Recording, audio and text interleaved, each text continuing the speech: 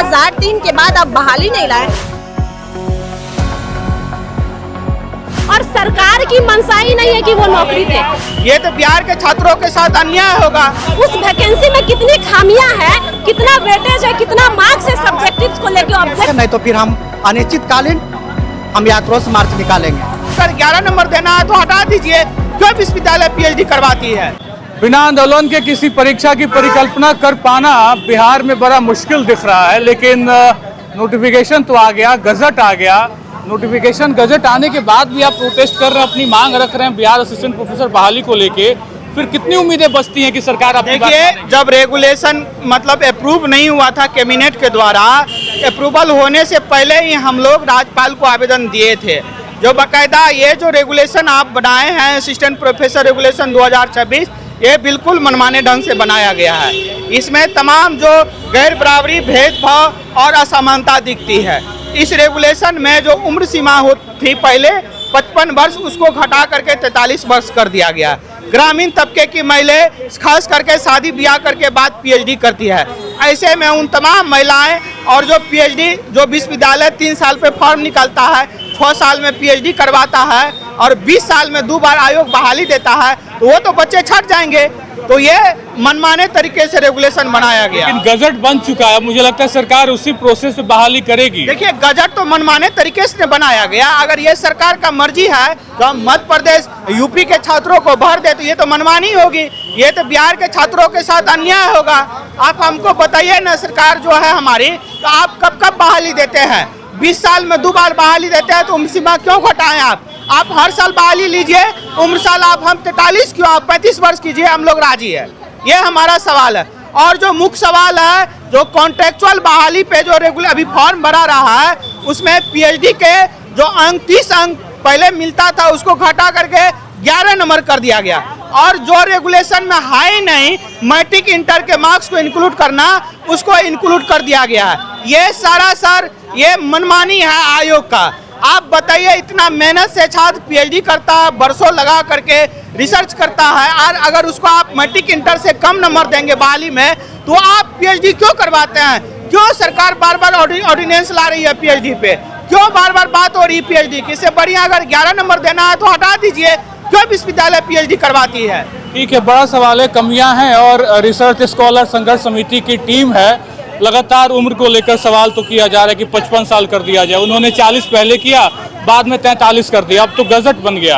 अब इस आंदोलन से आवाज जितनी बुलंद की जाएगी, क्या सरकार तक पहुंच रही है, सरकार सुनेगी? जी बिल्कुल, आपने सबसे पहला प्रश्न पूछा कि उम्र की सीमा। अब देखते हैं कि बिहार और हर एक जगह की स्थिति क्या है और महिलाओं की हायर स्टडीज की इच्छा क्या है। उसमें अगर समय सीमा को घटा दिया जाएगा तो इससे क्या होगा, महिलाएं लगातार हायर स्टडीज से वंचित रहेंगी। तो हमारी मांग है कि इसको बढ़ाया जाए, ताकि जो महिलाओं के साथ जो परेशानी होती है, उनको घर के साथ साथ पढ़ाई करना होता है। और सरकार की मंशा ही नहीं है कि वो नौकरी दे। पीएचडी की बहाली लगातार 20 वर्ष के बाद आई है, और नियमावली में बदलना जरूरी है, लेकिन जरूरी ये है कि हम महिलाओं और तमाम तबके के लोग, गरीब, शोषित, वंचितों का भी ध्यान रखें। और हमने देखा कि पीएचडी की पढ़ाई में लगातार फीस की भी वृद्धि हो रही है। तो ऐसे में हायर स्टडीज जो गरीब बच्चे हैं, जो मजदूर बच्चे हैं, जो शोषित लोग हैं, वो लोग कैसे करेंगे? तो सवाल तमाम है। इन तमाम सवालों के साथ हम रिसर्च स्कॉलर संघर्ष समिति के तहत बार बार इस बात का मुद्दा उठा रहे हैं कि जो नई नियमावली 2026 पीएचडी की आई है, इसमें तमाम तरह की धांधली है। हमने देखा कि लगातार जो सब्जेक्टिव मार्क्स को बढ़ा दिया गया। एक तो सरकार ऐसे ही रिजल्ट को प्रकाशन करने में लेट करती है, 5 साल लगा देती है, 10 साल लगा देती है। अगर वो बहुविकल्पीय क्वेश्चन हटाकर सब्जेक्टिव्स को डालेगी तो और भी जो रिजल्ट प्रकाशित होने में समय लगेगा। तो महिलाओं और जो तमाम नौजवान वर्ग है, उनके पास इतना समय नहीं है कि वो 10 साल बहाली का इंतजार करें। तो सरकार से मेरा आग्रह है कि उसको बहुविकल्पीय क्वेश्चंस की संख्या बढ़ाए और सब्जेक्टिव्स को रखे, और साथ साथ जो पीएचडी का जो मार्क्स है, जिसे 10 नंबर कर दिया गया, उसको भी बढ़ाया जाए, ताकि जो बच्चे इतनी मेहनत से पीएचडी कर रहे हैं, उनको भी इस चीज का महत्व समझ में आए। हम लोग इसके पहले लगातार गेस्ट टीचर से, असिस्टेंट प्रोफेसर से बात कर रहे थे। गेस्ट टीचर को लेकर भी कोई वेटेज नहीं दिया गया इसमें।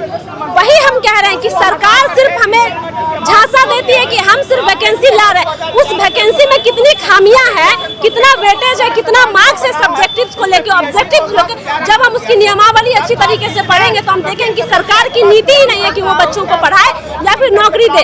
जिस तरीके का सरकार पे लगातार युवाओं का प्रेशर बढ़ रहा है, आप देख रहे हैं लगातार टीआरई 4 से लेकर पीएचडी का आंदोलन चल रहा है, तो इसमें सरकार घबराई हुई और वो बेतहाशा तरीके से किसी भी तरीके से नोटिफिकेशन ला रही है बच्चों को गुमराह कर। पहला टॉपिक उम्र का, दूसरा टॉपिक वेटेज का।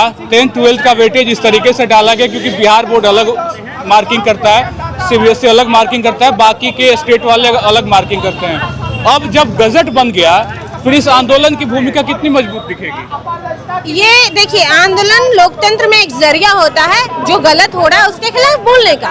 हम अपनी बात रख रहे हैं। अगर ये सरकार मनमाने ढंग से चल रही है और इस असिस्टेंट प्रोफेसर बहाली को संविदा पे बहाल करेगी और प्रोफेसर में आएंगे, तो ये तो सीधी सी बात है कि बिहार की जनता को आप मूर्ख बना रहे हैं, बेवकूफ समझते हैं, जो मर्जी वो रेगुलेशन लागू कर दिया, आपको कोई लोकतंत्र का महत्व ही नहीं है, हम तो यही समझेंगे।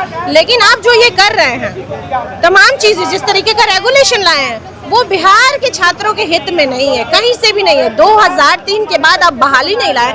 आपको बहाली लाना था असिस्टेंट प्रोफेसर का, तो आप परमानेंट क्यों नहीं लेके आए कि आपने संविदा पे बहाली ला दी? ये 11 महीने सवाल के लिए है। पहला है। बिल्कुल बिल्कुल। और कब हटा देंगे इसकी भी गारंटी नहीं है। आप क्लेम भी नहीं कर सकते। बिल्कुल।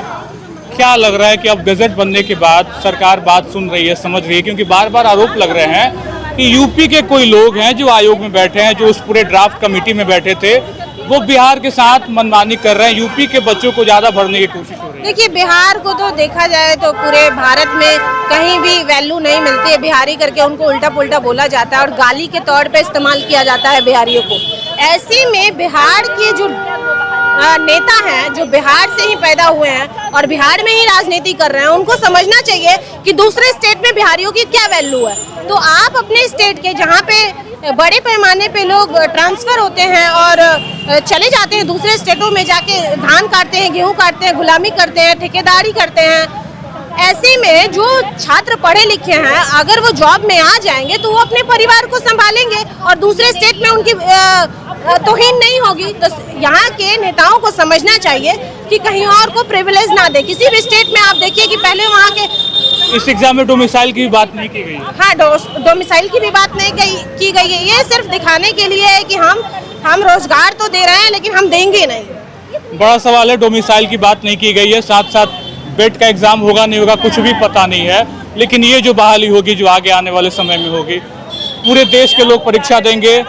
बिहार इसमें कितना कम या ज़्यादा दिखाई देगा, क्योंकि कंपटीशन बहुत बढ़ जाएगा। जी बिल्कुल, आप देख सकते हैं डोमिसाइल की बातें होनी चाहिए, लेकिन इस चीज़ का जिक्र नहीं किया गया। ये सिर्फ संविदा पे दे करके 2003 के बाद जो ये आया है, ये सिर्फ ये दिखाने का प्रयास कर रहे हैं हम रोजगार दे रहे हैं। लेकिन बिहार के छात्रों के साथ ये बहुत बड़ा अन्याय हो रहा है। जिस प्रकार से उम्र सीमा 53 वर्ष था, उसको 40 वर्ष कर दिया गया। एकेडमिक जो है 43 किया गया नया ड्राफ्ट में। बिल्कुल, इस चीज़ को देखिए। फिर 10th और 12th के मार्क्स को इसमें ऐड नहीं किया जाना चाहिए था, उसको भी ऐड किया गया। इस चीज़ को समझिए।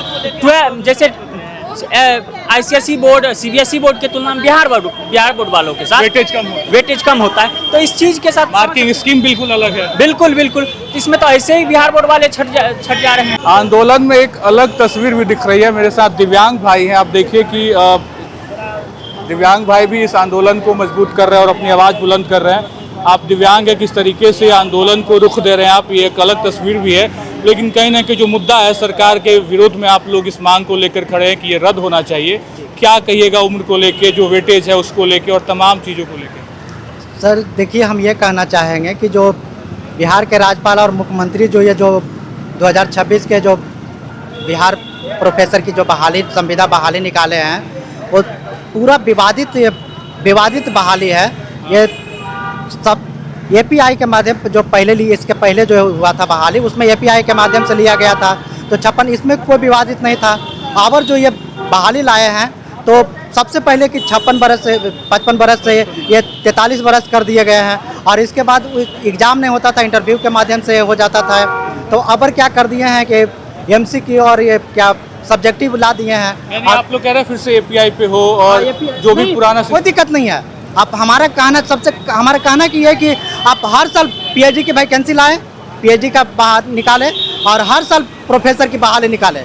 आप ये चाहे 30 वर्ष कर दीजिए, 35 वर्ष कर दीजिए, लेकिन हर साल आए। हर साल वैकेंसी ये जो गैप हुआ उसमें बहुत बच्चे हाँ। इस बार नहीं आ पाए। इसके बाद आप कितना साल के बाद लाइएगा, और वो भी 5 सब्जेक्ट में आप क्यों लाए? बहुत सारे हैं। 6 सब्जेक्ट। हाँ, 6 सब जो भी सब्जेक्ट के लाए हैं, इतना ही सब्जेक्ट के क्यों?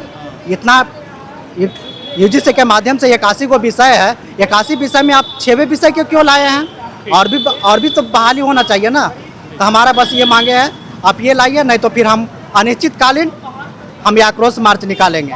तो बड़ा सवाल है कि आखिर इस पूरे ड्राफ्ट और ड्राफ्ट बनने के बाद जो फाइनल नोटिफिकेशन आया और उसके बाद जो गजट बना है बिहार में असिस्टेंट प्रोफेसर बहाली को लेके, उसी के विरोध में एक टीम है जो लगातार आवाज़ बुलंद कर रही है। और कहीं ना कहीं ये सवाल ये भी है कि आखिर वेटेज की बात जब निकल के आती है तो आप पीएचडी का वेटेज कितना देते हैं, आप नेट का वेटेज कितना देते हैं, साथ साथ 10th और 12th की वेटेज की बात की जा रही है।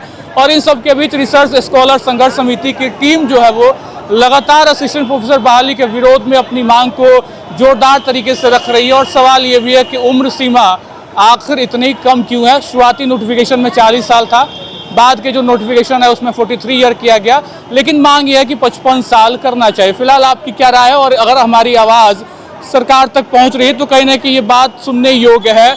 लगातार हम अलग अलग वीडियोज कर रहे हैं, गेस्ट फैकल्टी से बात कर रहे हैं, असिस्टेंट प्रोफेसर से बात कर रहे हैं और उस मुद्दे को आप तक पहुंचाने की कोशिश कर रहे हैं, तमाम उन आवाज़ों को बुलंद कर रहे हैं। लेकिन अब भी बड़ा सवाल कि क्या सरकार इस दिशा में कुछ सोच रही है या फिर जो फाइनल गजट बना है उसी पर बहाली प्रक्रिया होगी। फिलहाल इस वीडियो में इतना ही। आप बन रहे खबर अनफिल्टर्ड के साथ। बहुत बहुत शुक्रिया।